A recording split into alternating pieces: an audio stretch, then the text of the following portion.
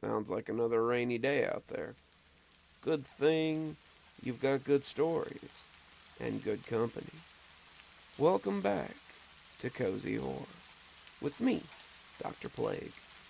Let's get these 5 stories rolling so that you can snuggle down with some great tales and some great times. We all have places from our childhood that mean something to us. Good or bad, the memory is there, and we do well to remember it. But sometimes those memories help keep us on the right path. Sometimes those memories come to the surface as well. Today, however, let's find out what lies in the deeps. I nearly drowned 2 weeks ago, and it changed my life. My family moved out to Mercy Shores recently. It's a little peninsula down in Washington, with 2 hardware stores, a Walmart, and not much else. Mom and Dad grew up in San Diego, amongst the hustle and bustle of city life, and decided they wanted to retire somewhere a little quieter. I had been their last child, a total surprise to both of them at 40. Now that they were 55, they felt it was time to retire and enjoy their golden years. So they moved me 400 miles away from my friends, my school, and anyone I had ever known, so they could enjoy those golden years. We moved into a beach house of sorts. It was a 2-story, the second floor a loft that overlooked the ocean out of a big round bay window. They gave me the loft and took a larger room downstairs with a less spectacular view, knowing I was not happy about leaving my friends behind. I guess my parents were trying to placate me, so I set up my meager possessions that I'd brought with us, the moving truck being a couple of days behind. As I set about finding a home for things, I found myself drawn to the big bay window that overlooked our little stretch of beach. The shore was far from picturesque. Not quite as pretty as the California beaches. Mercy Shore was stony and a little bleak looking. I didn't doubt the water would be cold and clear, but it would also likely have rocks, and maybe crabs scuttling underfoot. There was a tall jut of rock just off the coast, about 50 feet from the shore. I found my gaze drawn there again and again. It looked like nothing so much as a tall throne, fit for a giant. The seat was smooth from many tides. I almost thought I could see a little hollow in the back of the throne. The throne wasn't quite large enough for caves, but there was a narrow fluted passage in the throne's back that would likely fill with water when the waves crushed over it. Those waves woke me up that first night. The crashing of the breakers jarred me awake. I realized that they were so loud because I'd left the window open. As I slid it shut, my eyes were caught by the moon as it cast its glow on the stone throne. As I closed the window, I saw something moving in the water. The lean shape crested up and out of the water like a sea serpent, and as it came up, I could see it was a girl. Her hair was long and silvery and lovely. She ran her fingers through it as I stared at her, and she seemed to feel my gaze as she floated like a specter in the dark water. She looked up at me, her smile wide and inviting, and waved a single pale hand at my window. I waved back, and when she slipped under the water this time, she didn't come back up.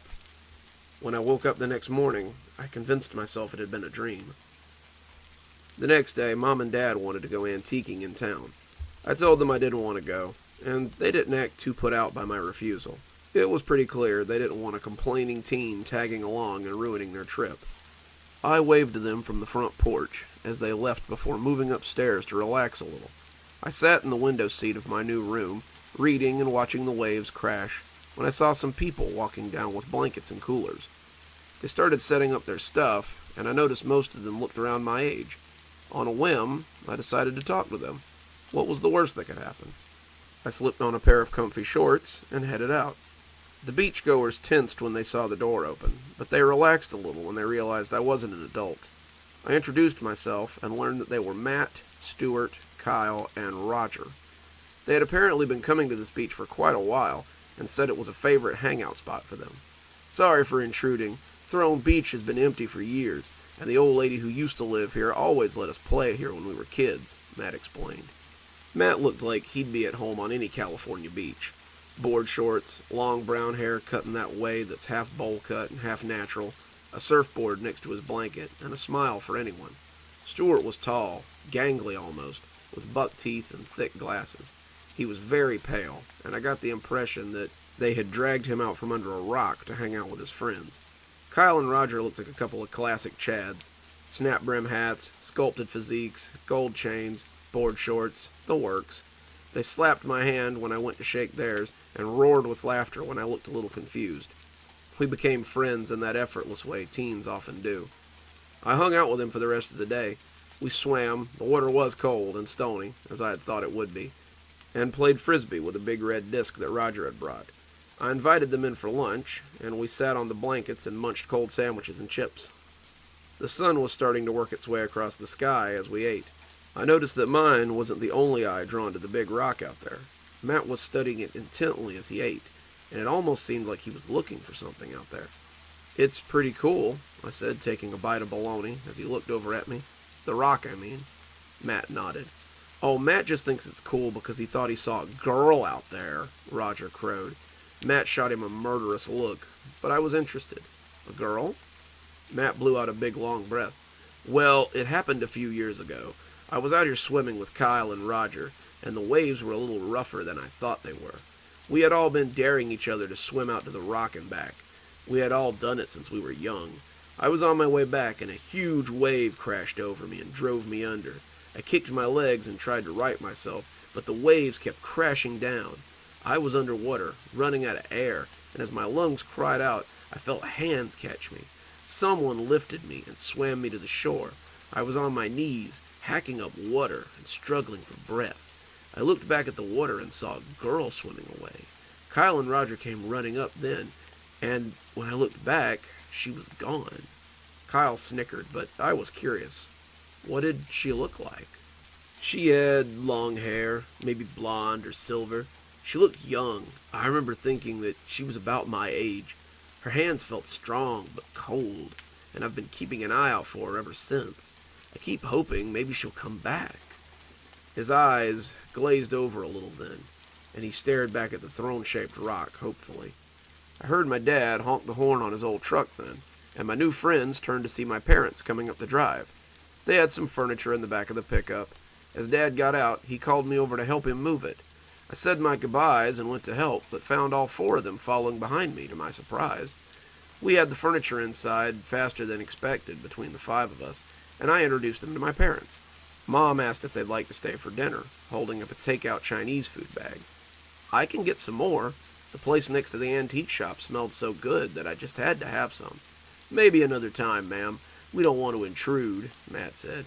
He held his hands up, and I slapped it as he promised that they would see me tomorrow and see if I wanted to hang out. They cleaned up their stuff, and after another round of goodbyes, they hopped on their bikes and rolled into town. Mom smiled. "Making friends already, I see." I smiled back, realizing I had done just that. We sat around the table and ate as they told me about their day. My parents talked about the antiquing. The stores in town had a large selection, and Mom was in love with several other pieces.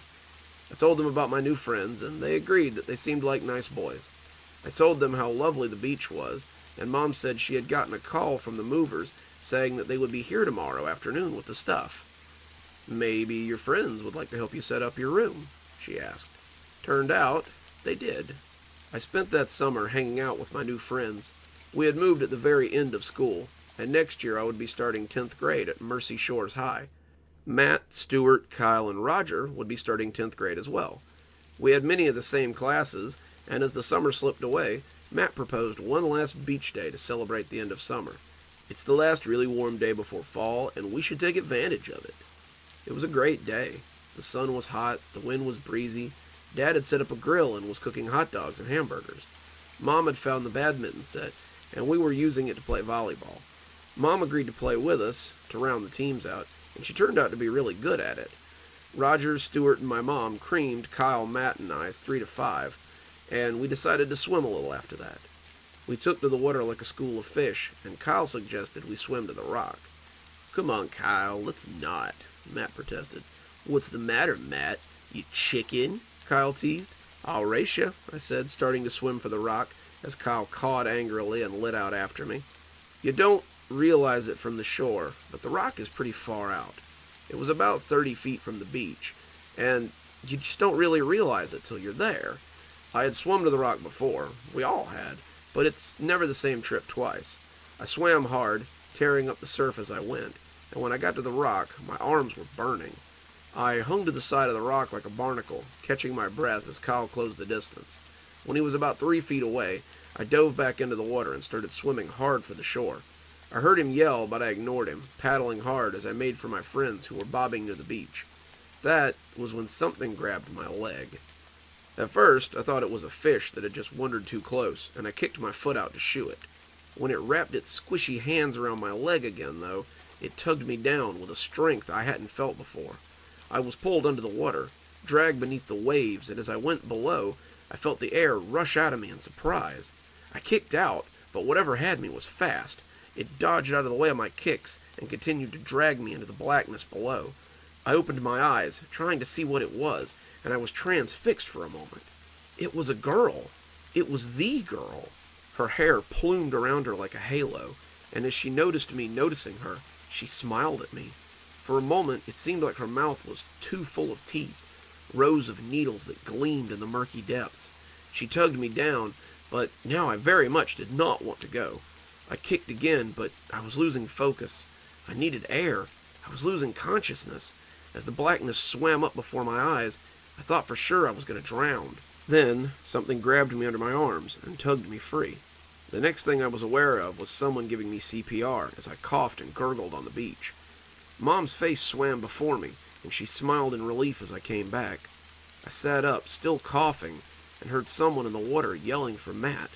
Kyle was beside me, apologizing profusely as I choked out the last of the water. I looked around and saw that Stuart was yelling at Matt as he dived under again and again, searching for something. I coughed up some water. What's wrong with Matt? Kyle looked out and sighed. He went out to save you. He dove to get you, but he came up talking about a girl he'd seen. He said she had you by the leg, and after he put you on the beach, he went out to find her again. Dad called the festivities shortly after that. Kyle and Roger hauled Matt out of the water, and the four left after saying goodbye and telling me that they were glad I was okay. Matt didn't say much of anything. He looked dazed and confused, and kept looking back at the water as they led him back to the bikes. I knew how he felt. I found myself drawn to the water after that. If I had a spare moment, or even if I didn't, I would sit by the water and listen to the waves. I couldn't get her out of my head, that beautiful creature that had grabbed me. Why had she grabbed me, I wondered. She had seemed intent on showing me something underwater. Did she want me to see something, maybe? Matt started coming around a lot more. Not to see me, not really, but I think he wanted to be close to the water too. I caught him down by the water at night sometimes, sitting by the shore or sitting by the beach. He never brought anything. He was always just sitting in the sand and staring at the water. Dad came out and shooed him more than once, and he told me to tell Matt not to sit out there at night a few days later. He could get hurt out there, and I don't want to call the cops on him for trespassing. That was the night I heard the whispery voice coming from the beach. It came through my window and seduced my ears to wakefulness. I sat up, listening, hearing a returning voice that was much less musical. It was no less familiar, though. When I looked out on the beach, I saw that Matt was on the shore and talking with someone. The someone was in the water, and by the sound of it, they were trying to coax him into the water with them. He looked back towards the road, his bike a shadowy hulk on the street, and then again at the speaker. He said something too low for me to hear, and when they returned to that sweet honey sound, he walked into the water, and I heard him splashing as he dove. I ran from my room and went softly down the stairs. I was worried about him. He was a strong swimmer, but the waters at night were likely dangerous. I came out onto the beach, whispering his name so as not to wake my folks up. I went to the edge of the water and scanned the dark ocean for him, but he was nowhere to be found. He had been there only a moment before, hadn't he? I spent a few minutes searching for him before finally heading inside, thinking maybe I'd been dreaming or something. That was when I heard the voice. "Hello, handsome." I turned back to the water. I'd heard a feminine voice speak, heard it plain as day, but all I could see was the black waves as they churned endlessly. It was dark out there, too dark, and I didn't think that anything could exist out there in that blackness. "Not leaving already, are you?" the voice asked again. It was closer now, and when I looked, I saw a silver-haired girl sitting on the shoreline. It was the same one as before. She was dressed in a green dress, the color of seaweed. Her hair was long and silver and hung wild around her, shimmering wetly in the moonlight. Her skin was like porcelain, so white and flawless, and her face looked like a carved mask made of flesh. Her hands were on her knees, and when she turned, she smiled at me with the most beautiful set of perfect white teeth. She was breathtaking, the most beautiful woman I'd ever seen, and as she tugged at my legs, trying to get me to sit, I did. "What brings you here so late?" she asked in her whispery voice. I thought my friend was here." "No one here but me and you." Her silvery hair danced in the moonlight as she shook her head. "I saw you the first night I moved in here," I said, not knowing why. She nodded. "I wanted to say hello. Now it seems I have." I don't know how long I sat there, but it was the best night of my life. We talked for hours about nothing at all. She absorbed every word I said, and I basked in her ephemeral beauty. She was a goddess, her skin lacking blemishes or faults, her hair a perfect sheet of silver. We talked until the sun came up, and I remember her looking at it and giving it a little hiss. "Come see me tonight, handsome," she said sweetly. "Wait, where are you going?" "Home. I'll be back tonight." Then she kissed me, and my whole world trembled on the edge of breaking as her lips pressed against mine. When I came back to myself, I was lying on the beach. Matt's parents showed up the next day around lunch. Matt had apparently been missing since last night. They were worried about him because he hadn't been acting like himself lately. He hadn't been eating well, his sleep had been fitful, and they had often woken up to find him gone at night. Matt's father had found him on our beach many times, curled up in the sand, and they had hoped they'd find him here today. My parents said they hadn't seen him, and I said the same. It wasn't a lie. I hadn't seen him after all. I'd seen the girl, the most beautiful moonchild, but any thoughts of my friend had fled my mind after that. They left to see the sheriff, and Mom bemoaned the luck. She asked if I was sure I hadn't seen him last night, and I said that I hadn't. After lunch, I went up and took a nap. I wanted to be fresh for her tonight. I met with her every night that week. I came up after sundown to find her sprawling on the beach waiting for me. We talked for hours, locked in each other's eyes. Her face was the most beautiful thing I had ever seen, and she seemed to hang on my every word. Thinking back, I don't think she spoke much at all. She wanted to hear about my life, my friends, my hobbies, books I'd read, and anything else that mattered to me. She always left at sunrise, kissing me and leaving me dazed and confused. In town, Matt's disappearance was big news. The sheriff had talked to us a few times, wondering if any of us had seen him. The state police were searching everywhere. Every friend he'd ever had, anyone who could have any contact with him, and every place he might have been was searched and searched again. Knowing him to be a swimmer, they were scuba divers combing the ocean, but their hopes were low of finding him if he'd gone into the water. I was in a daze. My waking thoughts were of the girl, the lovely girl, and when I would see her again. Kyle tried to get me to come looking for Matt with them, but I was always too tired. Mom wanted to take me school shopping, but school just didn't interest me. I was in love. I was in lust, and I wanted nothing but my porcelain goddess forever. My haze held until one day when they found Matt.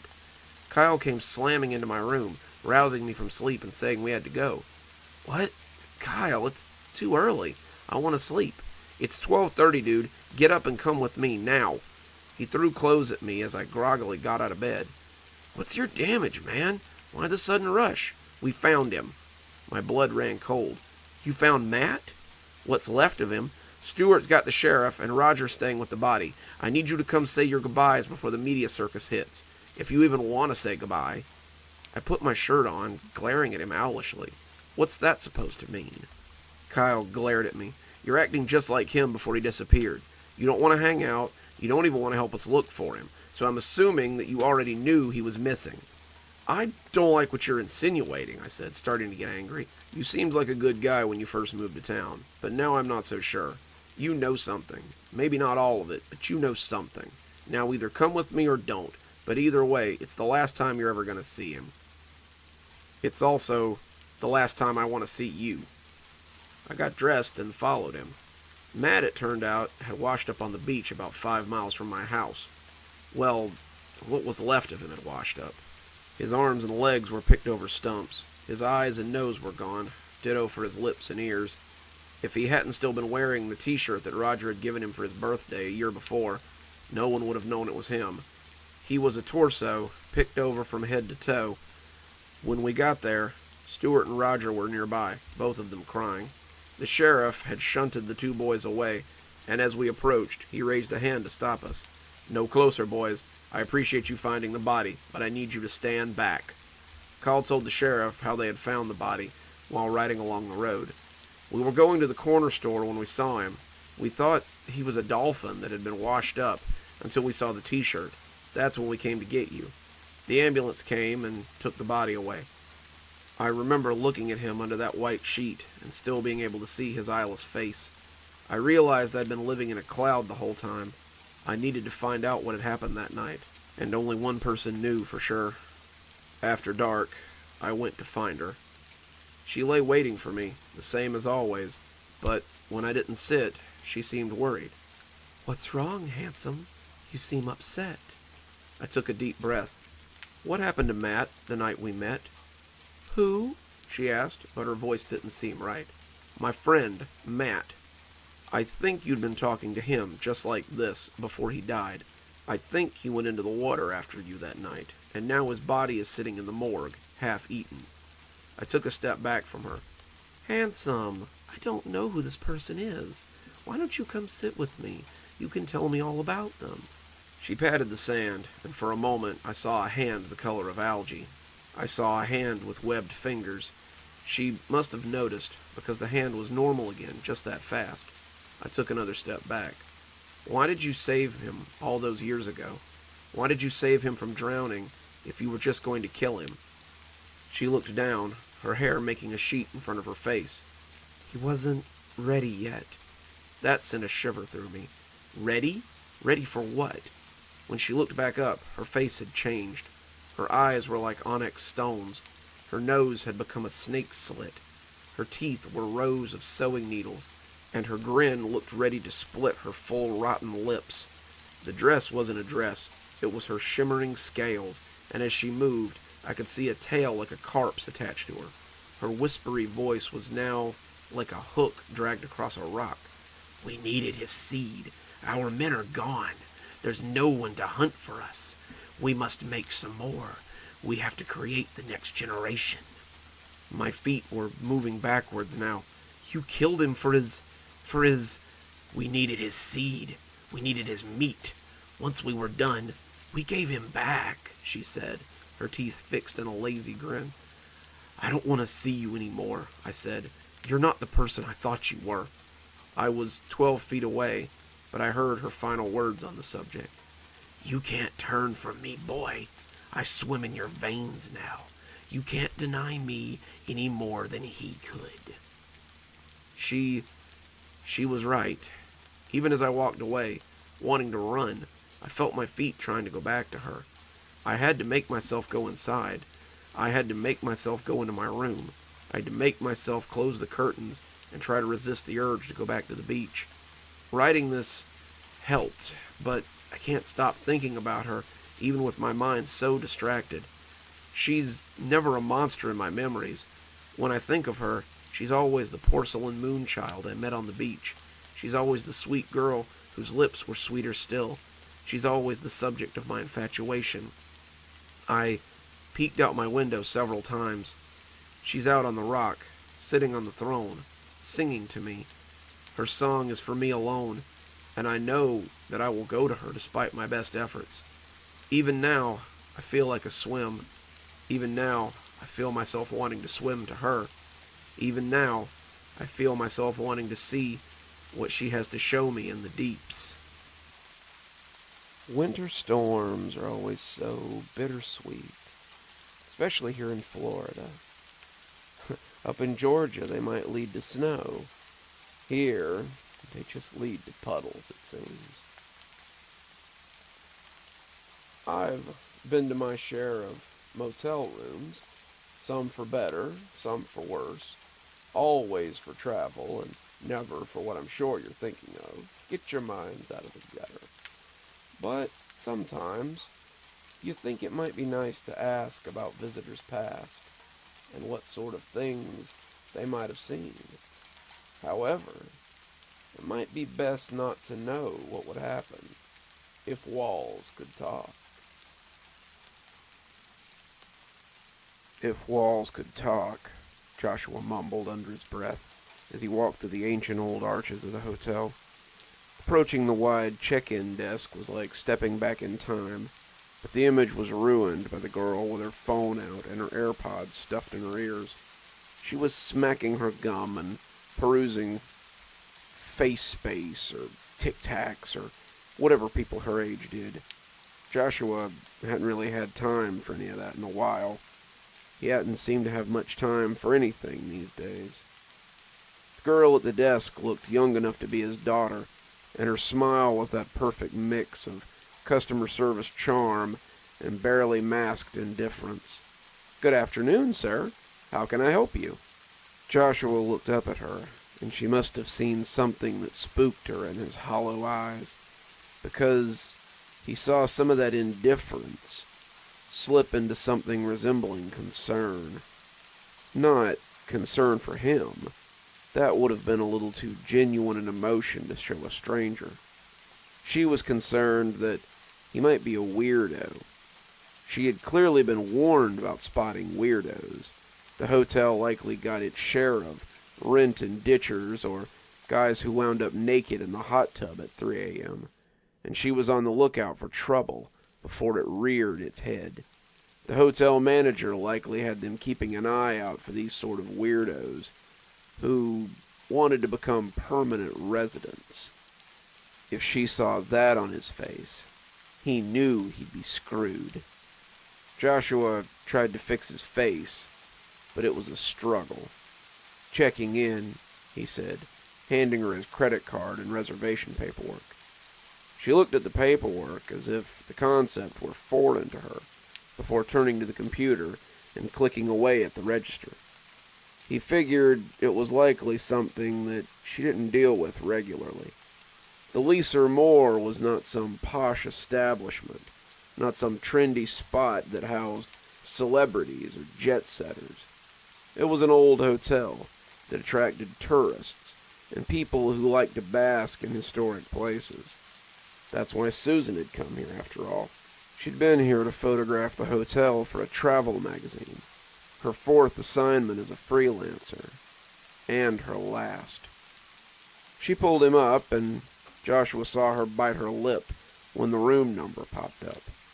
"Ooh, that's gotta be a mistake. Sorry, sir, but that room isn't one we usually rent out." "I'm aware. That's why I requested it." She looked shocked, like she didn't know what to say. "I hate to tell you this, but someone went missing in there pretty recently."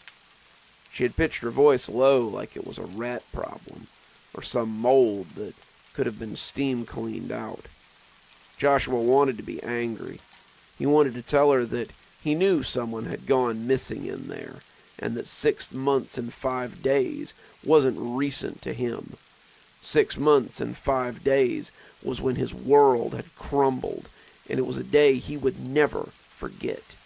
He wanted to tell her that his wife had not been some rat infestation, or a mold colony that could be cleaned, poisoned, or time erased. He wanted to tell her all these things in a flurry of anger and hatred, but he knew she wouldn't understand. "I've been informed. I like to stay in rooms like that and try to gauge paranormal happenings. It's a hobby of mine. Since I was in the city anyway, I figured I would take that room." The young woman sighed as she finished checking him in. "That's good. She just thought he was a weirdo." Weirdo was fine. A weirdo might set up some cameras, pull out a ghost box or an Ouija board, light some candles, and pretend to be a ghostbuster or a medium for a few days before leaving. One look at the suitcase probably told her that he had brought all his toys with him so he could play pretend, but she had no idea what games he intended to play. There was only one tool in that bag, and it wasn't for playing. "And you're all set," she said, handing him his key card. "Please enjoy your stay at the Leaser Moor." Her smile was back, that fabricated grin that hid her disinterest. She just wanted him to leave so she could get back to Snapchatting or Twittering or whatever she was doing. She'd have something to tell her friends about tomorrow when she came in for her morning shift and heard about the mess he'd left in his room. Joshua pushed the button for the elevator and rode it up to the 7th floor. The hallway was done in that early 80s cinema style that made you think the floor was furry or sticky. The carpet pattern shifted in slightly nauseating diamonds as he walked down the hall towards his room. The thought that this would be the last thing he ever saw was a little disappointing, but that was reality. With any luck, his daughter wouldn't get his letter until Monday, not unless the post office near the college was feeling excessively ambitious. It would be too late for him to stop him, either way. Joshua had laid out everything he needed to, explaining that he couldn't live without her mother, and that if her spirit resided somewhere in this room, he wanted to be with her. She could have his money, his savings, the car, the house, and anything else he owned, so she could finish school and make something of herself. All he wanted was Susan. He came to the door of room 712 much too soon, and as he slid the key into the lock, he glanced at the room where his wife had spent her last few hours of life. As the door came open, he was a little disappointed to find that it was just another bland hotel room. 2 beds, a dresser, an old TV that looked ready for the dump, a flimsy-looking chair, a nightstand that doubtlessly held a Bible, and the wall, whose color scheme sat somewhere between warm brown sugar and runny crap. Had this really been Susan's final destination? Had these uninteresting walls been the last thing she'd seen before leaving this room for the last time? Joshua set his suitcase down and took a seat on the bed, suddenly hoping not. Let her have seen the sights, taken a meal, and taken her final breath anywhere but here. The sun set outside the window as he sat on the bed, casting shadows across the room. As the darkness came to fill the empty space, Joshua became aware of strange patterns on the wall. The smears seemed to move as the shadows became gantries, and some looked eerily like faces. Suddenly the room was far too crowded, the multitudes watching him from the walls of the room, their judgment palpable.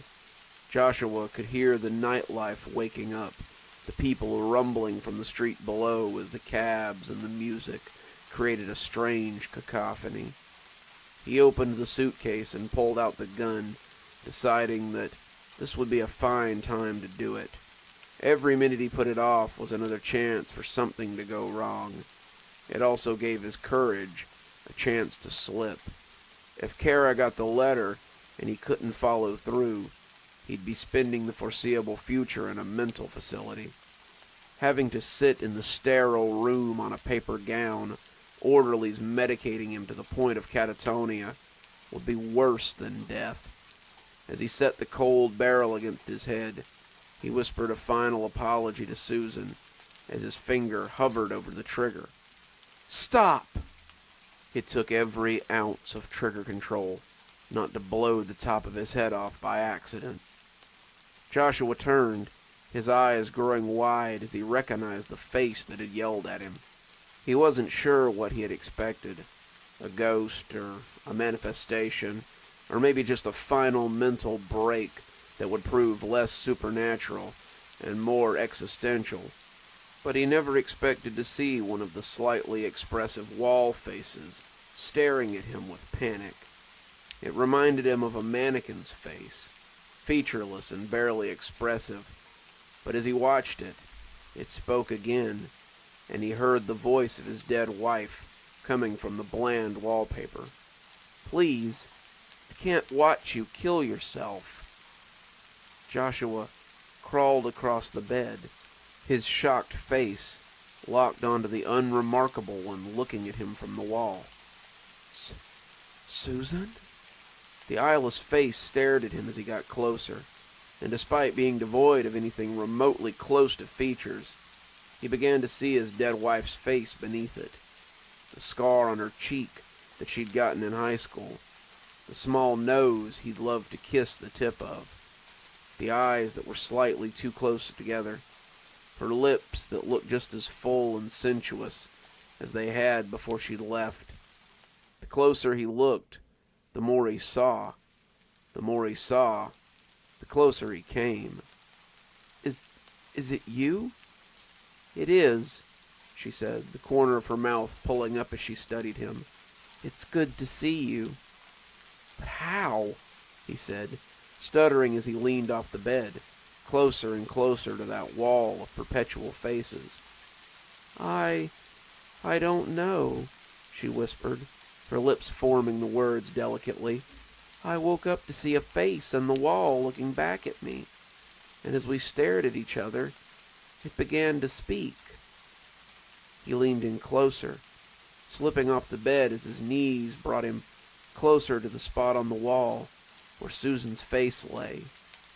He asked what I was doing in his room, and after I explained that I had rented it from the hotel, he told me how he was staying here on a business trip when he had seen the faces as well.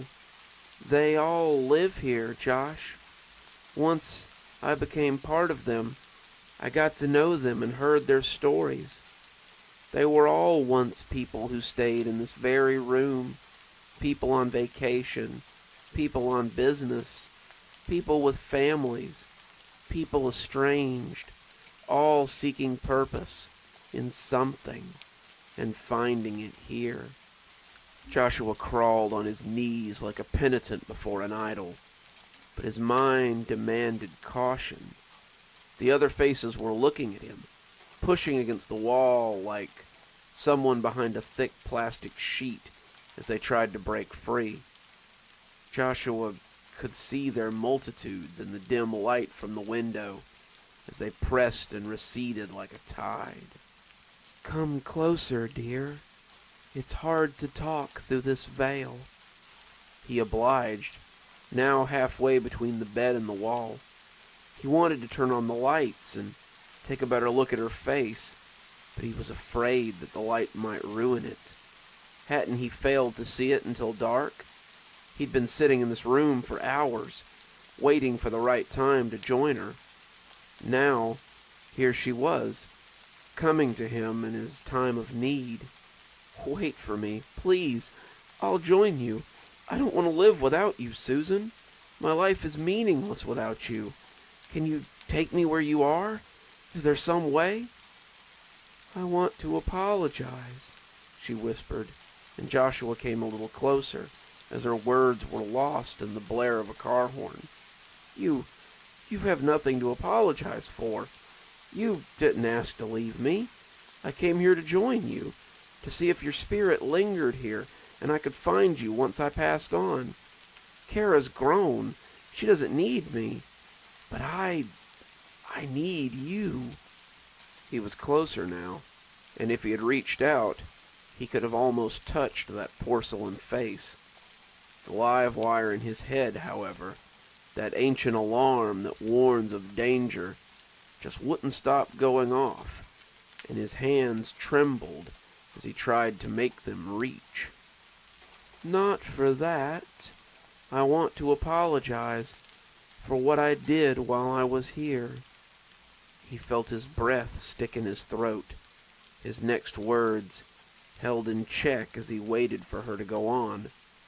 In spite of himself, he crawled a little closer. When the faces woke me up, I wasn't in bed alone.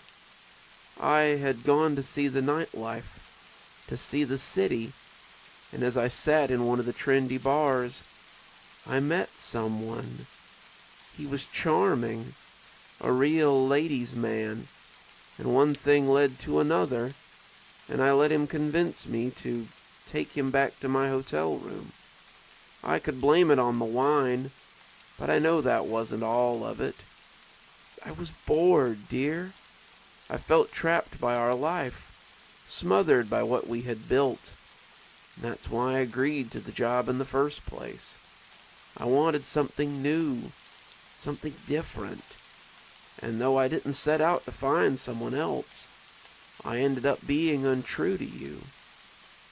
Joshua felt the ice slithering into his heart, his lungs seething as his body shook with effort. He was drowning. He was suffocating, his body refusing to draw breath. How could she do this to him? This couldn't be true. Something was messing with him. This couldn't be his wife. She would never do that. She couldn't. Even though he was left breathless by her secret, his knees still carried him forward. Please say something. Can you forgive me? It was a lapse in judgment. I'm sorry. I don't care, he rasped. I don't care what you've done. I forgive you. I want to be with you again. His hands slid around the edges of the mask, caressing her face as he leaned in close. Please don't leave me. I can't live without you. He leaned his head against her mask and felt her perfect lips turn up in a smile. Then let us never be parted again, my love. He felt her lips twist into a smile, too large for a human mouth to contain. The corners tore, her cheeks splitting as her mouth opened wide like a snake. He didn't struggle as her mouth enveloped him, the face elongating as she pulled him in. He opened his eyes to see that her face had grown to take in the whole wall. Her features had warped into something akin to the face of one of the demonic statues you saw in churches sometimes, and it warped and tilted oddly on that flat plane. You aren't really my wife, are you? No, but I can take you to her. You'll find many of her friends inside the walls. I hate going into this room, Maria said, her cart making a strangely chuffy noise on the carpet as she and Loa came inside. Why? It's no different from any other room. It just always seems like something is watching me here. As she fixed the bed, Maria couldn't help but glance over her shoulder at the wall. Loa was wrong. This room was unlike anything in the hotel. The paint here always looked like faces, and the faces were always staring right at her when she came in to clean. As she looked at the wall, the paint looked thick in places, like a splash of blood left to dry. The faces leered at her from every corner, and she squinted a little as she noticed a new one. She cleaned this room once a day. The 7th floor was her assigned floor, after all, and she could have sworn that no face had been in that spot before. As she watched, it almost seemed to turn to her, the featureless face somehow regarding her. Hello? It rasped, its voice thick and coarse, but also inviting as it fell over her like a... Did you say something, Maria? Loa asked, and the little maid shook herself as she turned away from the wall. When she glanced back, the face was still there, but had become flat and featureless again. Let's get out of here, she said suddenly, taking her cart and pushing it towards the door. But we haven't cleaned the room yet, Loa countered, looking aghast as Maria beat a hasty retreat. Maria took the Do Not Disturb sign from behind the door and hung it on the knob. We can clean tomorrow. No one will bother this room if that sign's on the door. She was glad to see Loa coming behind her, but she glanced back at the face as it regarded her from the doorway. She prayed she would have the strength to turn away tomorrow. but she knew that someday her own face might look down from that same wall. Maybe it wouldn't seem like such a bad idea on that day. If you listen closely, you can hear the hiss and sizzle of the rain as it comes down the chimney and finds the fire in the grate below. It's always kind of a neat sound. I like it a lot. I hope you do too. We've all got our weird little tics, things we do so that everything comes out right. I'm sure you have them, just like I do. Today's story, we're going to hear about one of those strange tics, one of those strange little things that someone does that maybe makes everything come out all right. So, let's hear about how if they make this shot, the world will live. It's something I'd heard my whole life, though it's never been this clear. If I make this shot, the world lives. As a kid, it would wrestle across my brain like a flock of birds. Sometimes if I was thinking hard about something, and sometimes when I was just being quiet and trying to focus. It was never distracting, never something that tore me away from my day-to-day life, and in fact, it made me feel safe. It wasn't even in my voice, not any voice I was familiar with. They say that when you talk to yourself, and your internal voice talks back to you, it's still your voice. This voice wasn't like anything I'd ever heard. My whole life, it sounded like the same childish trill. As I got older and started going to church, I started to think it might be something different. I noticed that the voice always came before something good, giving me the confidence to try things I wouldn't normally do. I'd hear the voice just before a test, or right before I stepped up to bat, and I'd know that everything was about to turn out great. The more it happened, the more I became convinced that I was special. The longer it went on, the more I thought I was hearing the voice of God. I told my priest about it, my family being very Catholic, and he said it sounded like I had a close relationship with God. Even at 8 years old, I could tell that he didn't believe me, but I didn't care. I knew what I was hearing, and I knew it was important. The more it pushed me towards success, the more I started saying it to myself like a mantra. I'd say, if I make this shot, the world will live, just before I went on stage for a debate.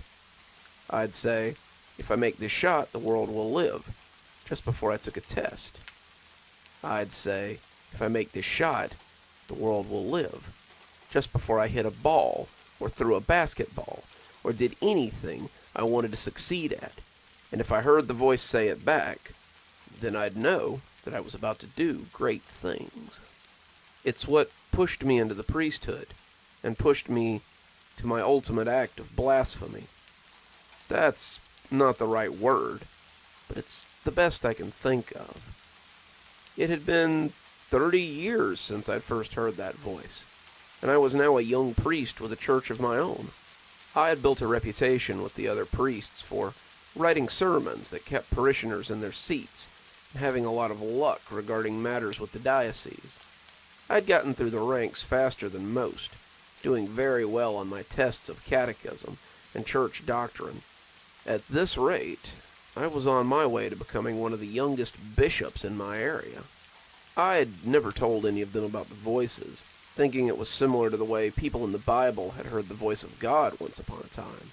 I knew it wasn't okay for me to think of myself as a prophet, but whatever the reason, I was still certain that it was the voice of God. I should have been pleased, but I found myself thinking more and more about the nature of the phrase. I'd hear it before sermons sometimes, and know that today's reflection on the Lord's words would be particularly captivating. I still said it to myself before doing anything, and I realized that it'd become kind of a lucky charm to me. Things would go well, and I would attribute it to the mantra. But why did I make this leap? Because it had always been? I needed to be sure. So I started doing research. Luckily, or unluckily, the Catholic Church has a lot of resources for those looking to research the nature of religion. There was a lot of information on prophets, others who had communicated with God and his messengers, but my own situation was unique. I heard the same phrase again and again, and if it was the voice of God, then it was the first for such repetition. God told his prophets and chosen mouthpieces what he wanted them to do.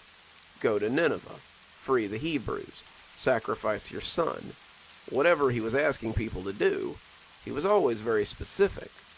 If I make this shot, the world will live was not particularly specific, though. I don't want any of you reading this to think that I went in only from a position of faith. I started by having a checkup with Dr. Redmond, my family physician.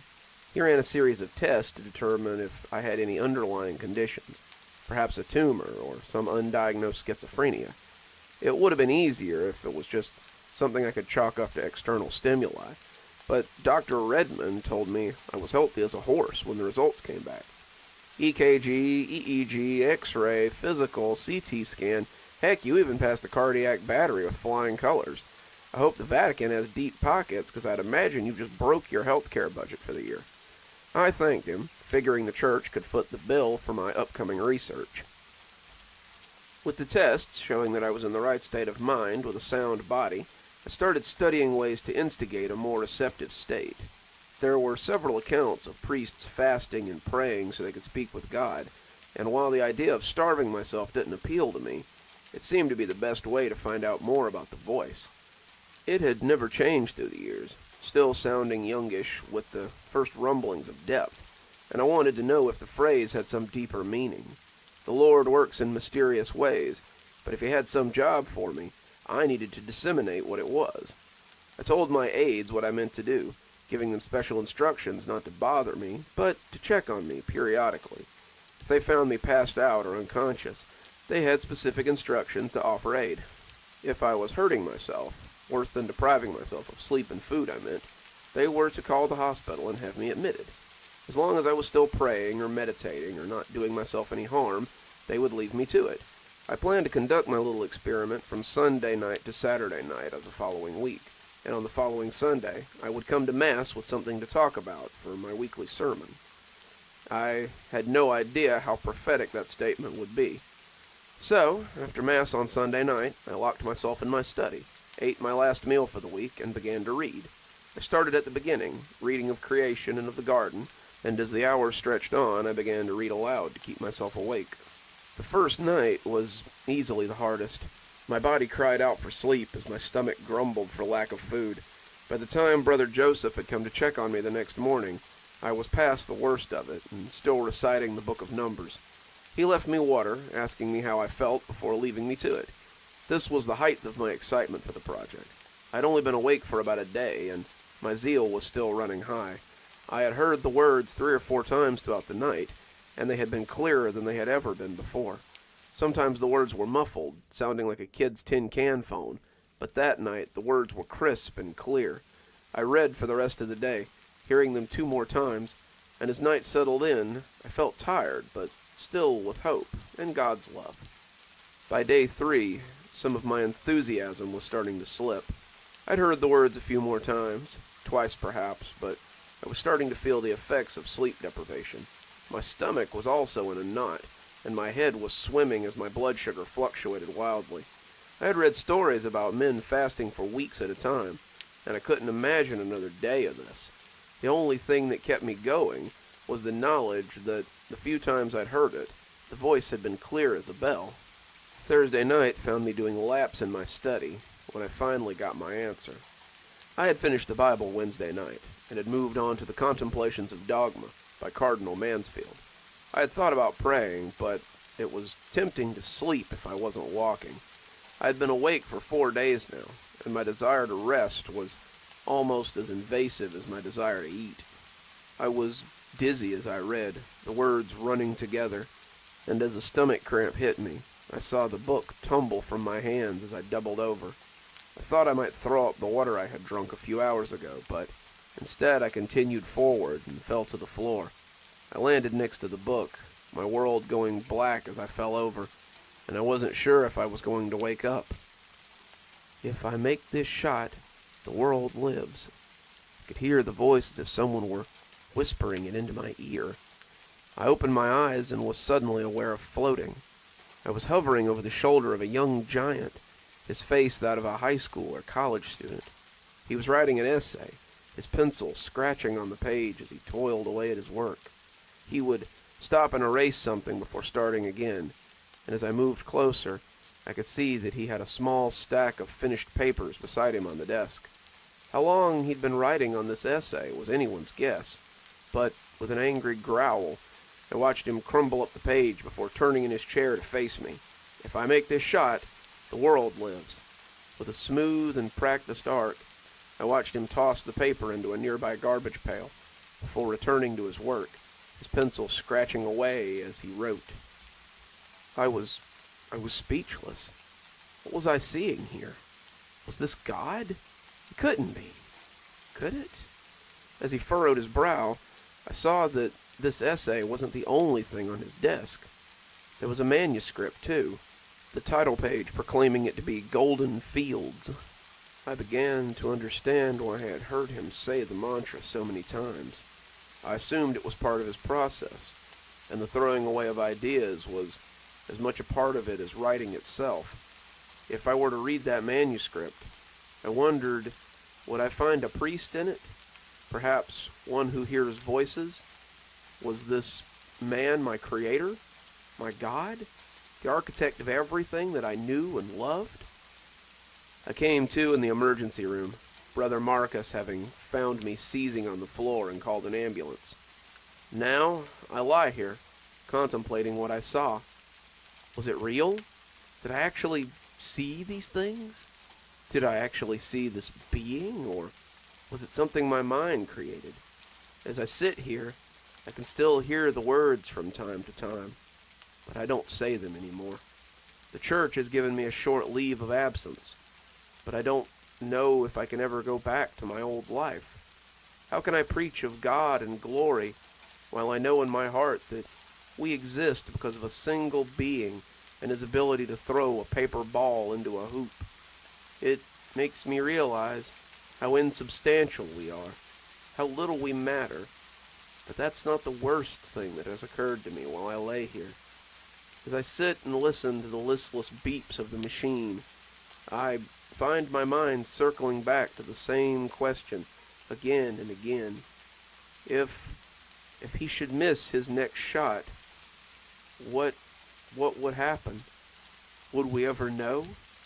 If he missed his next shot, would we continue to live, or simply snuff out into non-existence? Oh, I'm sorry. Where are my manners? I'll go make some hot chocolate for everyone. Seems like a hot chocolate kind of day, or maybe a warm tea sort of day, with some honey, some good company. Childhood trauma sometimes is good, and sometimes is bad. It builds character, at least that's what I've always heard, but sometimes we take it with us into adulthood, and that's not always for the best. So, unlike the subject of this story, let's hope you were not abducted at a young age. When I was 8, I was abducted for about an hour. I know that's an odd statement, but trust me when I say, it gets weirder. When I was 8, a man abducted me right off the street. My parents and I lived in a shabby apartment about a block from my primary school. Since Mom worked days and Dad worked nights, I was responsible for getting myself to and from school since I was 6. I walked the same way home every day, and if someone was trying to snatch me, it wouldn't have been hard to learn my routine. So there I was, walking to school with my Power Rangers book bag swinging off my shoulder, thinking of nothing more pressing than the math test I hadn't studied for the night before. Suddenly, a white van rolled close enough to ruffle my hair with the side mirror of the van. Then a hand caught the handle at the top of my book bag and pulled me in. I struggled as the meaty hand lifted me into the passenger seat, but he pulled me up with little effort. He reached over and shut the door, his arm crossing right in front of my face. This would have been my opportunity to bite or kick or fight in some way before the van rolled on again. I found myself unable to react, though, frozen by the ease at which I had been lifted from the street. As we moved away from the curb, I glanced at my abductor as he sat behind the wheel. It's funny how your mind always creates a picture of a potential abductor. When the teacher talks about the strangers in school, I always picture a man in a long coat and a wide-brimmed hat that covers his face, a soft voice with a gentle nature. On all the TV shows I wasn't allowed to watch but did, child molesters were always these casual business types with vans full of candy and sweet smiles. This guy, however, looked nothing like the guys on TV. The man sitting next to me was large, gray, and scary looking. He looked more like the prisoners on the TV shows I watched when no one was paying attention. He had long, greasy hair that was graying in odd places, muscular arms connected to a barrel chest barely contained by his dirty sweater, and a pair of eyes that looked 1,000 miles away as he piloted the van on its course. I became terrified that I would never see my parents again, that I would never see my toys again, and that my parents wouldn't have anything to remember me by except the school picture I'd brought home last week. It's funny sometimes, the things kids worry about. "Don't worry, Mark. I'm not gonna hurt you," the guy said in a gravelly voice full of mucus. I stiffened in my seat. How do you know my name?" That was a stupid question. The man had probably been stalking me for weeks before making his move. He knew my name, he knew my parents' names, he knew my address, he knew the kids I played with at recess, and what time I took my first poop every morning. He had stalked me like a hunter stalks a deer, and now it was time to move in for the kill. "Because I am you." That took me by surprise. I had expected many things.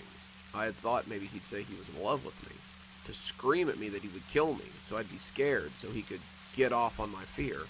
Maybe even that he would keep me forever, that he'd be my new dad, or I'd be his new son. I hadn't expected him to say that he was me. "What do you mean?" I asked, visibly confused. He stared straight ahead, seemingly unable to begin. I thought again about how he was probably going to hurt me and leave me in the woods somewhere after he'd killed me. That was what the killers always did on unsolved mysteries after they killed someone. I bet he had a shovel or something in the back. My 8-year-old mind could already see him carrying my limp body off into the forest to bury me in an unmarked grave. The dogs would come sniffing after me at some point, and they'd unearth a perfect little skeleton in a hole in the woods. My parents would cry and scream, just like the parents did on TV, and Robert Stack would ask the viewers to call if they had any information. It's funny, the places a kid's mind goes when he's in panic. "This is hard, kid. Now that I'm here, I don't know how to start." We sat in silence for a few more minutes before he found his words. "So, in 40 years, humanity cracks the secret to time travel." He paused again, unsure how to continue, before finally settling into a rhythm. "By the time they do, you will have spent 20 years of your mandatory 2 life sentences in prison." I turned to look at him, unable to comprehend what he was saying. "Prison? Why am I in prison?" He sighed, fishing a cigarette out of the cup holder, where he had several sitting loose. He pressed the lighter on the dashboard and put the cigarette in his mouth as he waited for it to pop again. "We've done some things we aren't proud of, Mark. We acted in haste, and now we have to contemplate at leisure. Let's just say that you took the easy way out one too many times, and finally, it came back to bite you. The old neighborhood claims us all eventually, Mark. You're living in a septic tank, and it's only a matter of time before you get pulled down into the shit." The lighter popped, making me jump, and he yanked it out and pressed the tip to the cigarette. He inhaled and turned back to look at me. "We don't have much time. Someone noticed me take you off the street. At least they did last time. And the cops are going to pull me over in about 10 minutes. You have to stop this from happening. You can't let the old neighborhood claim you like it always does. There are bad people there, people that will be responsible for your downfall. You have to get as far away from them as you can. You have to get away and never look back. If you stay, you'll be forever damned. Get out, Mark! Get out and live!" The cigarette jittered in his lips. He was shaking me then, yelling into my face, shaking me as the cigarette's red end swam back and forth in his mouth. I felt my head getting fuzzy as he shook me, and when the red light started flashing, I thought it might be from all the shaking. He stopped then, turning to look back at the lights, and reached into his pocket to pull out a gleaming piece of steel. It was a gun, a big gun, and when he stepped out of the car and leveled it at the policeman, they seemed afraid. They weren't afraid when they shot him, though. They yelled at me when I climbed out of the driver's door, but I didn't care. I held his hand as he lay dying, his face turning to look at me. I could see that half his cheek was missing. His sweater was turning the color of autumn leaves, and when he spoke, it was gurgly and wet. He coughed a bright spray of blood onto my shirt, and I still remember how it stood out against the bright yellow as the cops came running towards me. "Get out, Mark. Get out before it's too..." By the time they got there, he was dead. My parents arrived shortly after I got to the police station. Mom hugged me, crying, and Dad wrapped himself clumsily around me as well.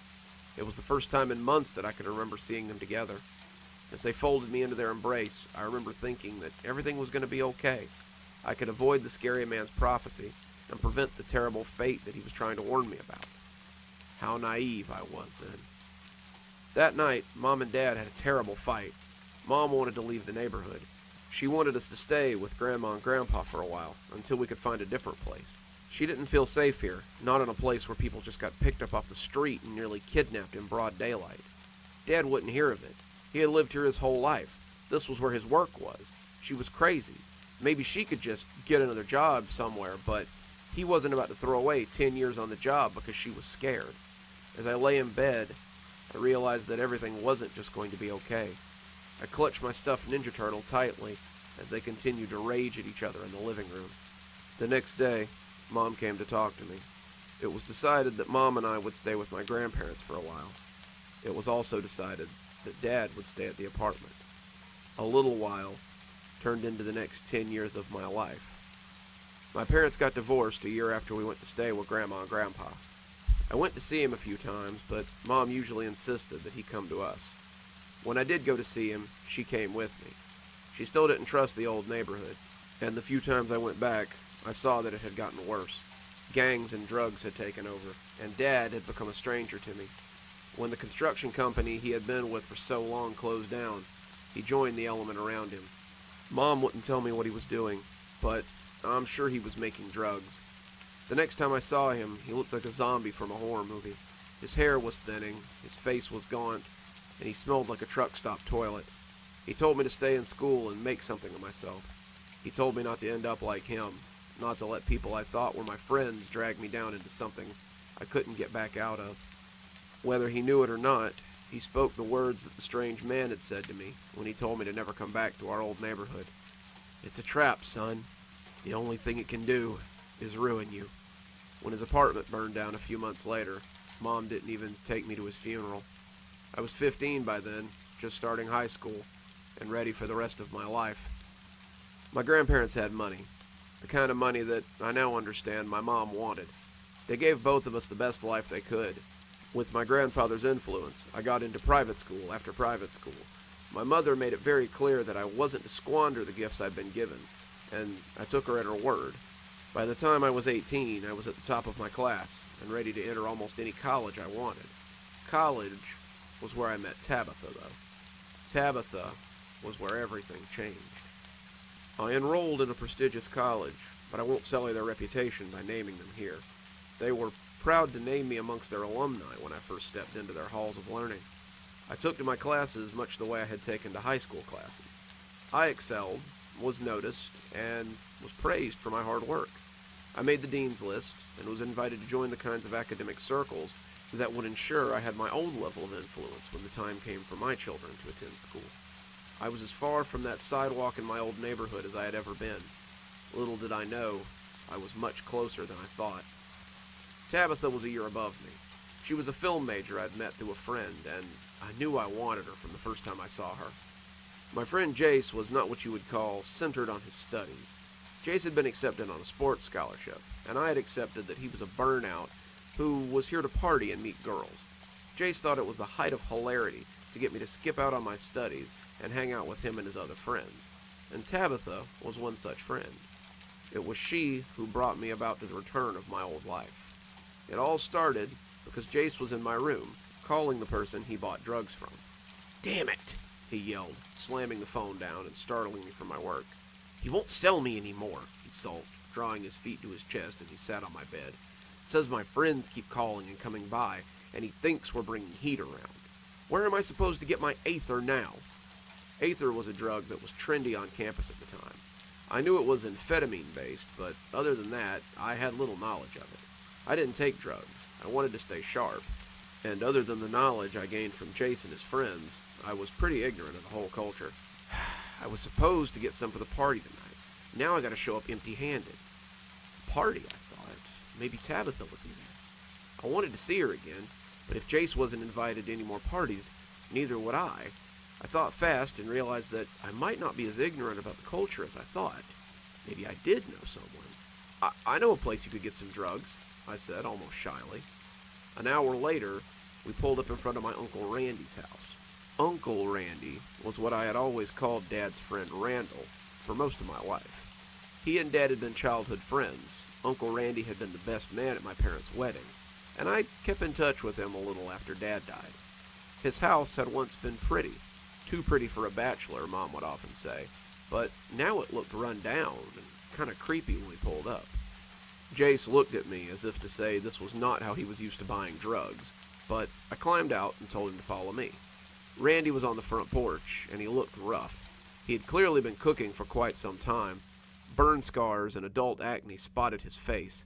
His receding hairline had been scooped back until the shiny pate drew attention to the greasy ponytail that hung limply off the back of his head. He looked like every internet troll you'd ever seen memed, but his weaselly eyes were full of dull hate and a bright hunger for whatever he could get from others. He greeted me warmly, but his eyes never smiled. We bought Aether from him, and were gone without much catching up or small talk. Apparently Uncle Randy did not have time for small talk anymore. The party was a huge success. Tabitha was there, and after Jace told them all how I had saved the party, she warmed up to me considerably. I didn't need the Aether that she puffed into my mouth with every passionate kiss. I was high enough off just being that close to her. She spent most of the party with her hand wrapped around mine, her body pressed against me. We were dating after that. I wouldn't use Aether. Just getting a contact high when we kissed was enough for me. She called it Aether hopping, and delighted in pushing the potent smoke into my mouth with every kiss. We started becoming very close. As we spent more and more time together, I tried to juggle my studies with the rush of my new girlfriend. I had always been too consumed by my term papers, or the collegiate essay, to have much time for a companion. With Tabitha, though, I felt happy in her distraction, and full of her presence. Eventually, we graduated from college, and moved into our own apartment. She got work as a columnist for a magazine, and I started work as an architect for a firm in the city. The money was good, we were both making enough to do the things we loved, and we found ample time to spend with each other. Tabitha kept her drug use under control, and I had broken myself of what little habit I had. Tabitha was enough for me, and I hoped I was enough for her. I was so naive. We'd been together about a year when she started spiraling. She said that she wrote better when she was on Aether. She certainly wrote more, but probably not better.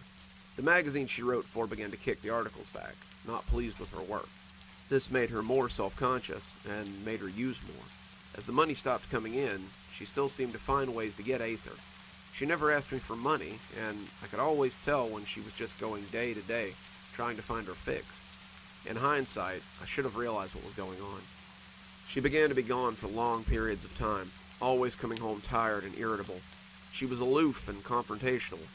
When I confronted her about it, she became aggressive and often combative. I never knew what to do in these cases. She was so removed from the Tabitha I had fallen in love with, and I didn't know what to do with her when she became this venom-spitting demon. Afterwards, we always made up. She said how sorry she was, and promised she'd never do it again. Then we repeated the experience a few weeks later. The night she came home with bruises was really when I lost it. We fought, a screaming match like none we'd ever had, and she stormed out of the apartment. I heard her car start up and leave the lot. I just sat in our apartment, wondering what I should do.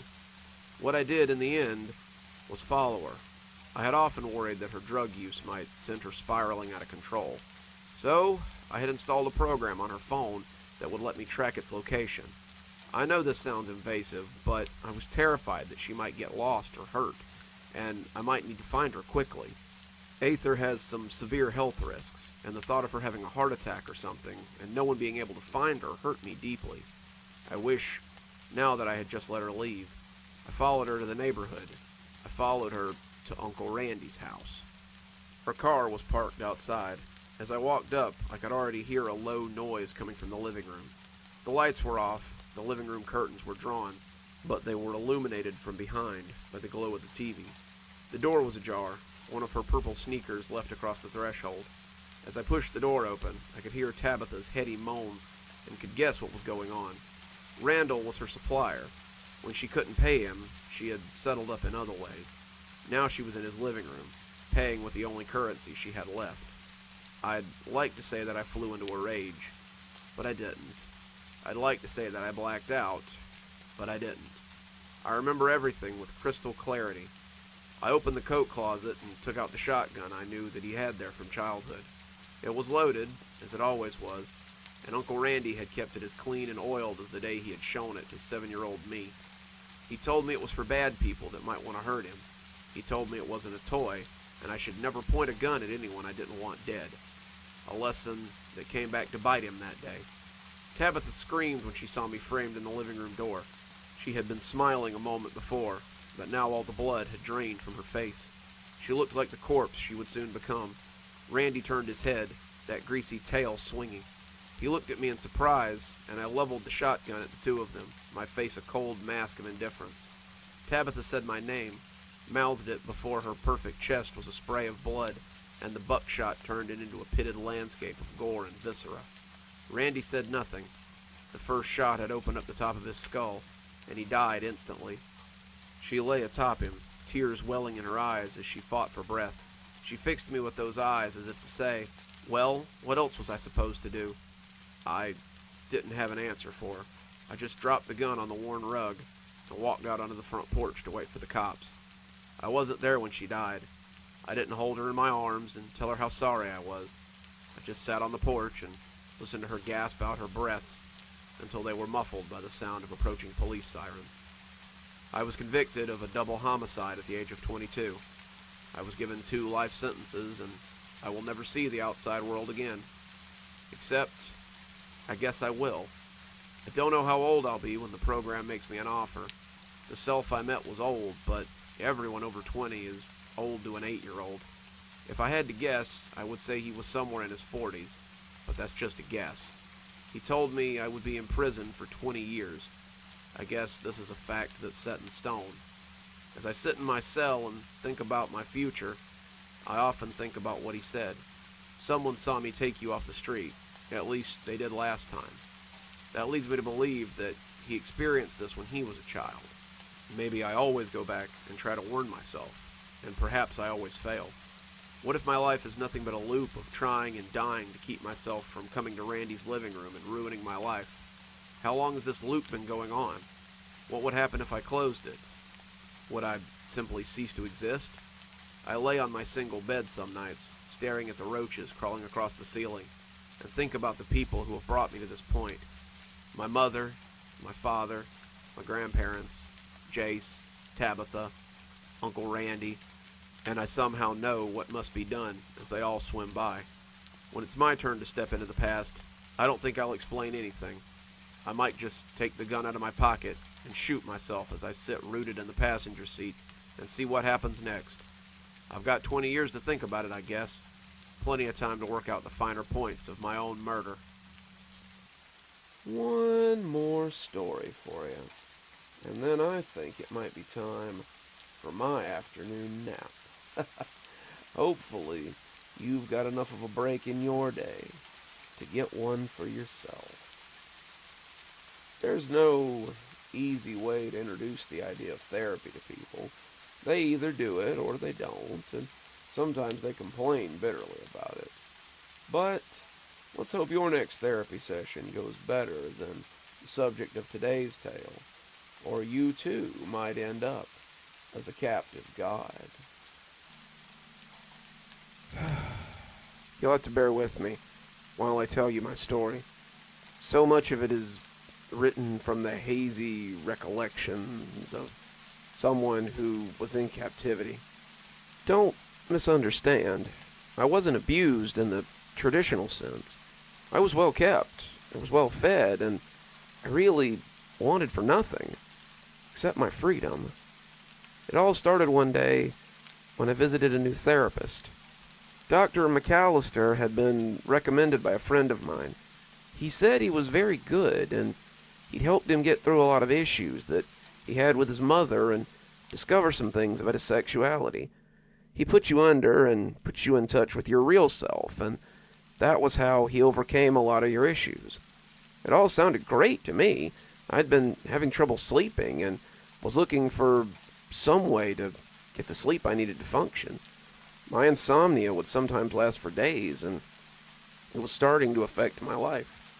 So, I made an appointment, and 2 weeks later I was lying on his couch, listening to Dr. McAllister count down from 10 as he put me in a suggestive trance. It was very sudden, like blinking, but everything changed after that trance.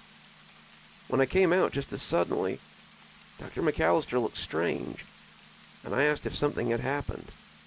Strange may not be descriptive enough. He looked somehow enraptured, enlightened, utterly worshipful. You spoke to me about things you couldn't possibly have known. You talked to me about my childhood. You helped me get over the death of my mother. You helped me more in this hour-long session than I've ever helped anyone. I wasn't sure what he was talking about, but when he gripped my hand, his eyes shone like the lights of a zealot. I need more. Please let me put you back under, so I can discover more. I pulled away from him and took a huge step back. What the hell was he talking about? I had come here for help, but suddenly he wanted me to help him. I had to get out of here. I had to leave now. McAllister tried to stop me, but I was out the door before he could say much more than stop. I didn't sleep well that night either. It was becoming a real problem.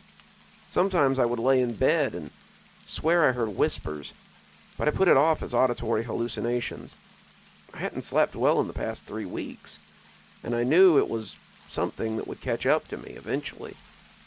When I would force myself out of the house for work or to run errands, I could swear I felt someone watching me.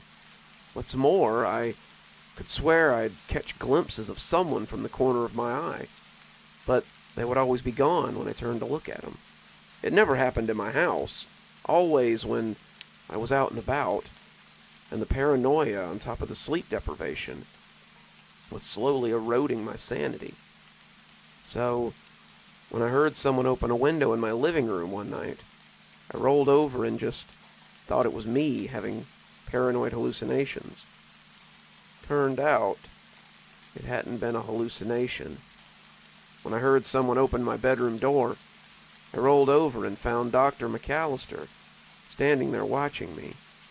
He looked like he hadn't been sleeping well either, and his eyes looked crazed as we stood staring at each other. I wasn't sure if he was real or not, but when he lunged at me, I curled into a ball and cried out for him to stop. He didn't attack me, though. He didn't hurt me at all. Though now, I wish he'd killed me right there. Instead, he just slipped a needle into my arm, and I watched his thumb push down the plunger as I felt a wave of warm and inviting sleep roll through me. I woke up in a finished basement, the lights turned down low, strapped to a chair as Dr. McAllister made sure my bindings were comfortable. I struggled, my limbs heavy and uncoordinated, but he held up a fresh needle and told me if I didn't calm down, he was going to put me out again. I made myself as still as I could, not sure what to expect here. This didn't seem to be a sexual thing. I was fully dressed, and the way he was tending to me almost felt worshipful. I didn't want it to come to this, but I can't live without the knowledge you possess. I know you don't believe what I'm saying, but while you were unconscious, you told me about things that may very well change my life. You spoke to me of things that opened my eyes, ideas I had never even conceived of, and the longer I went without hearing your voice again, the more I felt my newfound security crumbling. I'm sorry, I'm not usually like this, but I had to possess you, to have your knowledge, to understand your words. I can promise you that while you remain with me, you'll want for nothing. You are to me as a captured god that I wish to understand." We talked a lot that night, though I mostly yelled at him to let me go. In the end, though, he just injected me with something to knock me out, and I drifted off into a peaceful unconsciousness. And that was how I became Dr. McAllister's captive god. I will say that while I was with him, I never wanted for restful sleep. This was due in part to the fact that I spent most of my time in a near catatonic state. Dr. McAllister kept me restrained in a large underground area that I always thought of as the basement. I was seated in a large, comfortable chair, my hands secured to the arms with soft straps. There was a remote at hand, and I was allowed to watch anything I wanted on television, as long as the doctor was away. If I was hungry, all I had to do was push a button, and a short blonde woman, who I would later discover was the doctor's wife, would bring me anything I wanted. In the beginning, it really wasn't so bad. I was kept in a sluggish state from the drugs he used on me to induce the state that he wanted, but it wasn't bad. I watched TV, I ate, I existed. Given that I had worked 40-plus hours a week and lived off crappy food for most of my adult life, I felt almost like I was being pampered. I was free to relax. I could do almost anything, except leave or talk to people who were likely to wonder what had happened to me. My mom, my dad, my friends. I wondered if any of them wondered what had happened to me. It may seem odd to you that I never tried to escape, but my head was always in a cloud of some sort. The drugs left me just lucid enough to consume TV or audiobooks, but I never felt able to really settle my thoughts on anything in particular. I knew I should want to escape, but it was always a hard concept to catch hold of. Those days were the good days, back when Dr. McAllister was still operating his practice. That was when he was still pretending to have a normal life. He would come down in the evenings to talk with me, just telling me his problems and asking me to help. He would ask me about stocks or bonds, the housing market, business ideas, patents, inventions, and I would try my best to direct him in the way he wanted. I wasn't really sure what he wanted. My head was too foggy most of the time to make sense of it, but I would try my best to help him without the need to be placed in an unconscious state. We'd talk for hours about everything from the state of his marriage, the depraved childhood he had lived through, the future of psychology, and even the condition of his soul.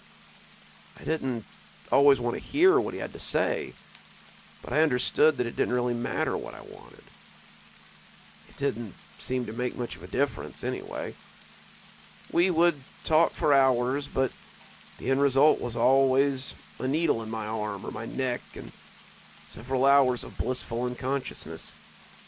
I remember little from these periods of blackout, fortunately, but sometimes I would go to a dark place and just hang suspended in the murk. Things would whisper to me there, tell me things I couldn't understand. I was powerless to stop them. This happened very rarely, but it was still too often for my tastes. I don't know what I said to Dr. McAllister in those times, but there was always a drastic change when I came back to myself. It wasn't always for the better either. Once I came back to myself and felt something wet in my lap. I glanced down, which was difficult because my head was strapped to the headrest, and found that someone had thrown a head into my lap. I flinched away from it as my groggy brain finally clicked it all together, but it was little more than a shudder in my current state. The head had wispy gray hair, a pair of broken glasses, hanging across the face from one ear, and a nose full of broken veins from a lifetime of drinking. I didn't recognize it, but as it soaked the pants of my pajamas, I did feel like it was familiar somehow.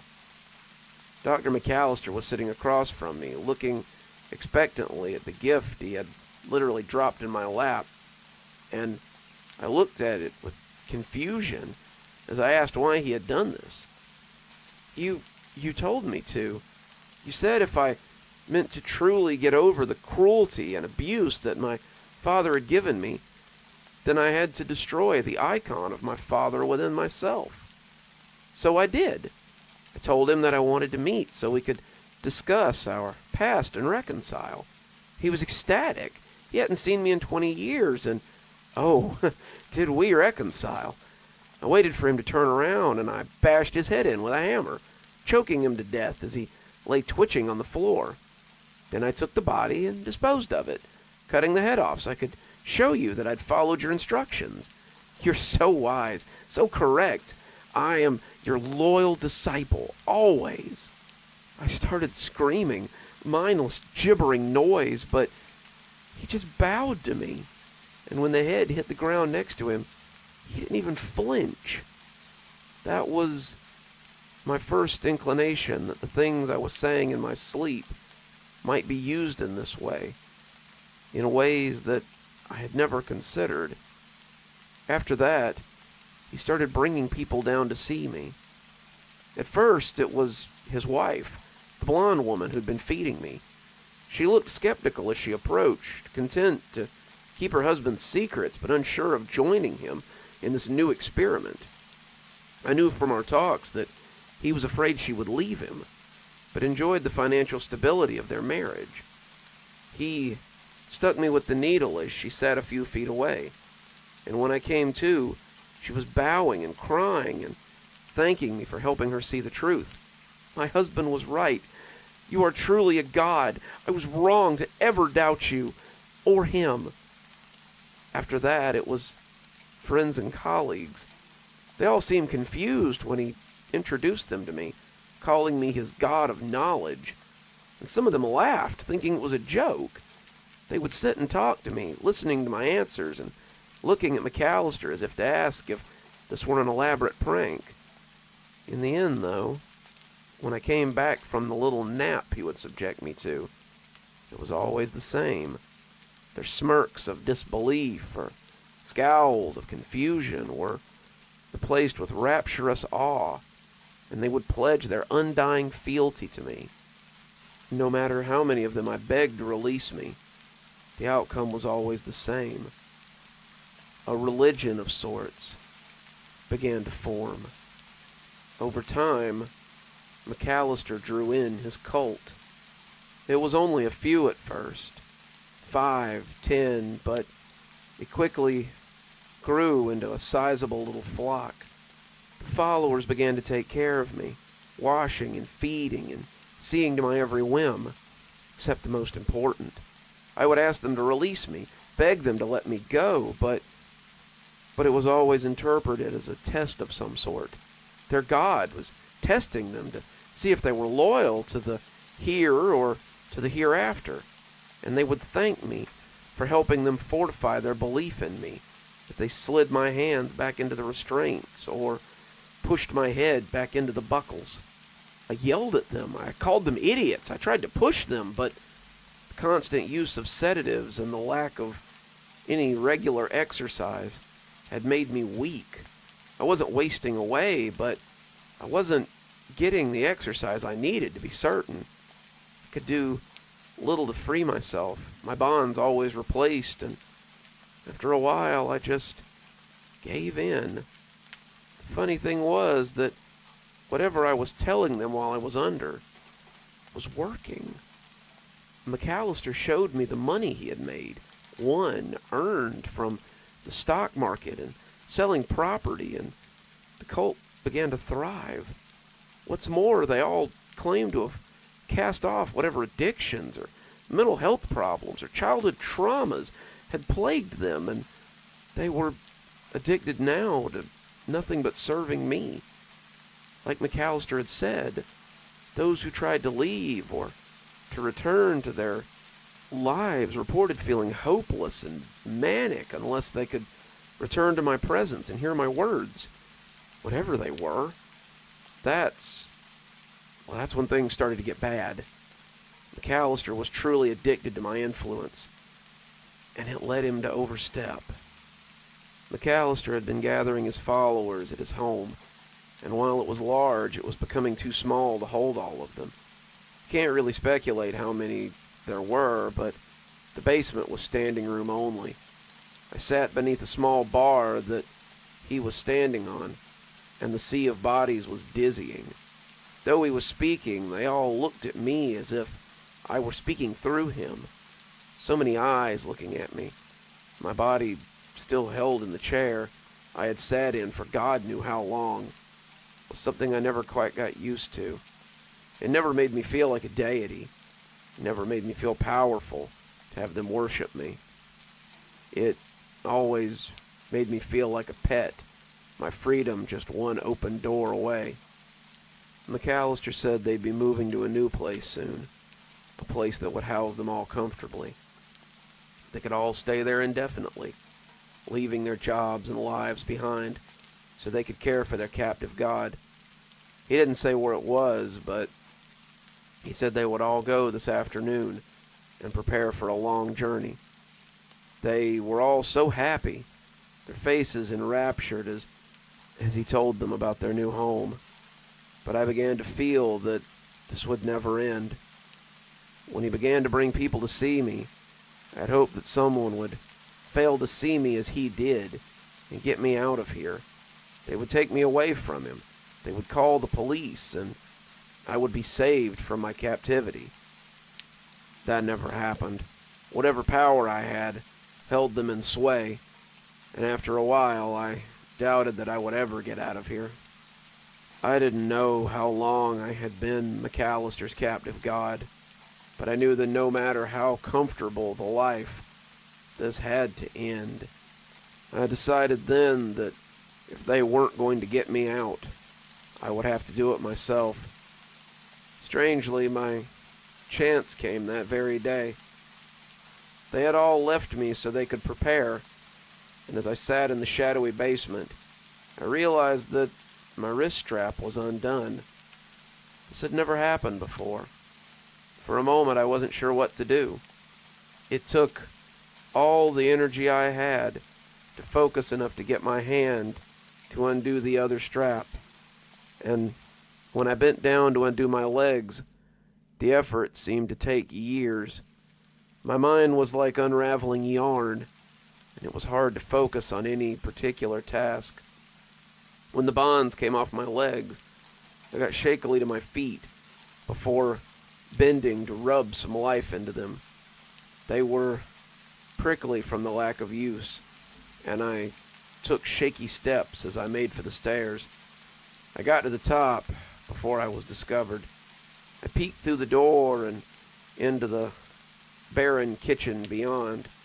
The cupboards were empty, the countertops clean, and I could tell that this room had already been cleaned out for the move.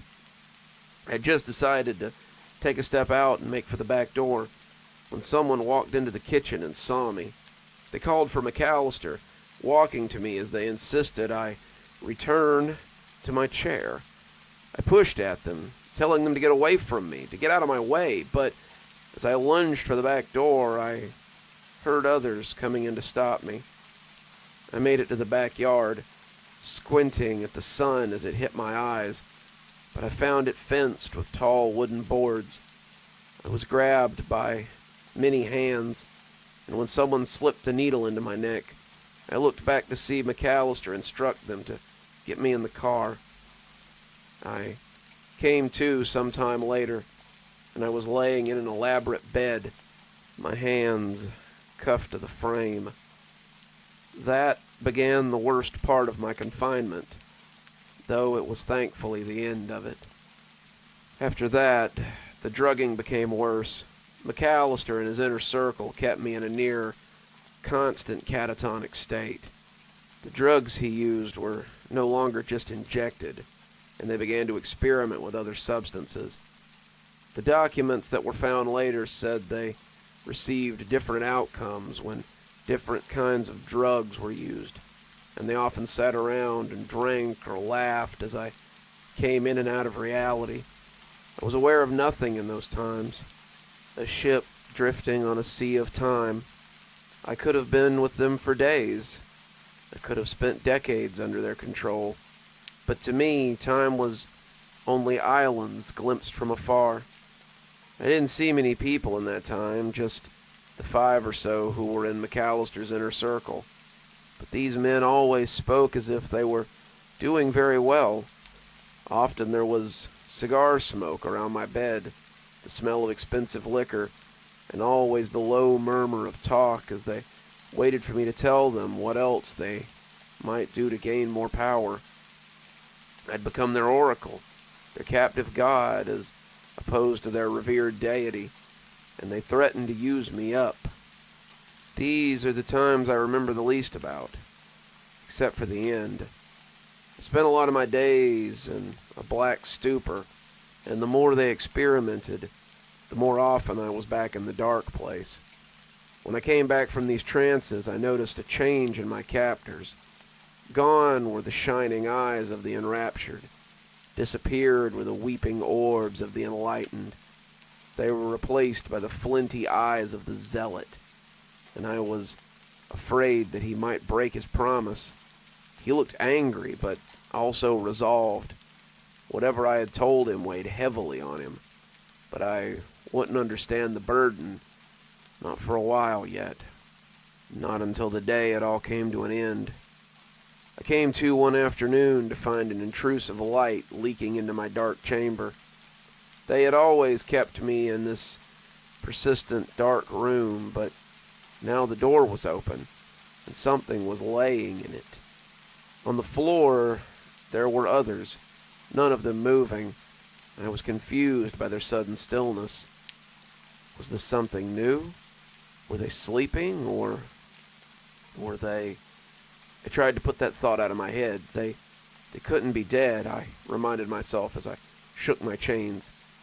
If they were all dead, then who would free me so I didn't die here too? I did as you said, came a monotone voice, and I jumped as I realized that one of the slumped forms had only been praying. It was McAllister. He looked wild. His salt and pepper hair was sticking up at odd angles, and his face was splattered with blood. His shirt was soaked in something as it hung on him like a wet sack. He appeared to be praying, but as something clinked in his shaky hands, I saw that he held a gun. I was afraid that he would shoot me too for half a second, but as he put it under his chin, I became even more afraid that he would use it on himself. I have risen as high as I can. Your will dictates that I must shed my vehicle to rise any higher.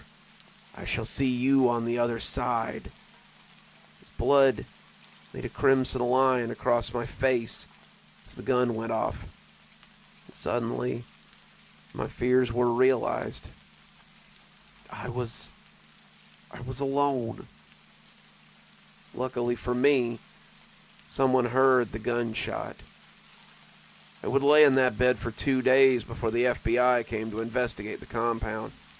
Turned out they'd been keeping an eye on McAllister for quite some time, ever since he had started gathering followers at his home.